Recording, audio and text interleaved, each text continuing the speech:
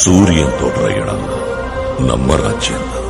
ஆனா ஒரு அரசனோட ஆட்சி காலம் அந்த சூரியன் மாதிரியே உதிக்கும் மறையும்.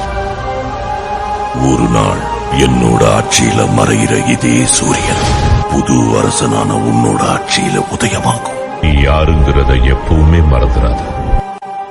வாழ்க்கைங்கிற வட்டத்துல ஓ இடத்தை நீ பிடிக்கணும். என் நெஞ்சில் குடியிருக்கும்